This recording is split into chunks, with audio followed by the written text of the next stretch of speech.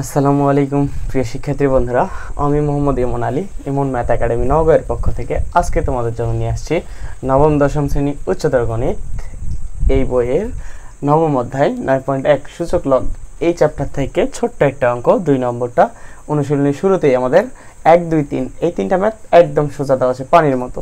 দেখো এখানে বলছে LHS equal a to the power 1 by m to the power 1 by n। এটাকে দেখো আমরা ওই যে বললাম আগের ম্যাথটায় যে যদি এ অবস্থায় থাকে তাহলে কি হয়, এটাকে গুণ অবস্থায় লেখা যায়, ঠিক তেমন ভাবে a to the power 1 by m into আমরা বলতে পারি 1 বাই n। এবার দেখো এটা দুইটা ভগ্নাংশের গুণ আছে, দুইটা ভগ্নাংশের গুণ থাকলে আমরা জানি কি হয়, লবের সাথে লবের গুণ, হরের সাথে হরের গুণ। অতএব আমরা এখানে বলতে পারবো 1 into 1 by m into n। তাহলে এবার দেখো উপরে যে 1 আর 1 গুণ হয় কত হয় 1, আর এখানে m আর n গুণ হলে কত হয় mn।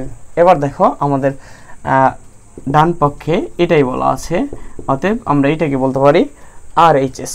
ছোট্ট একটা ম্যাথ প্রমাণিত হয়ে গেছে আমাদের। আচ্ছা দেখো পুরোটাই আবার একটু দেখায় দিই। দেখো বলছে LHS a to the power 1 by m to the power 1 by n। এটাকে আমাদের এখানে কি বলছে যে আমরা যেহেতু এখানে ব্র্যাকেটের মধ্যে এই অবস্থায় আছে তাহলে কি করতে পারি, আমরা গুণ অবস্থায় লিখতে পারি, এই জন্য লিখলাম a to the power 1 by m into 1 by n। আচ্ছা এবার দেখো আমরা জানি ভগ্নাংশের দুইটা ভগ্নাংশের গুণ মানে কি হয়, লবের সাথে লবের গুণ, হরের সাথে হরের গুণ। এই জন্য 1 ইন্টু 1 নিচে m ইন্টু n। এবার 1 এর সাথে 1 গুণ করলে 1 আর mn গুণ করলে mn। অতএব বের হইলো আমাদের a to the power 1 by mn। এটাই আমাদের ডান পক্ষে আছে, এই জন্য বললাম RHS। এটাই প্রমাণিত। যাই হোক বন্ধুরা, ভালো থাকবে। আজকের মতো আল্লাহ হাফেজ।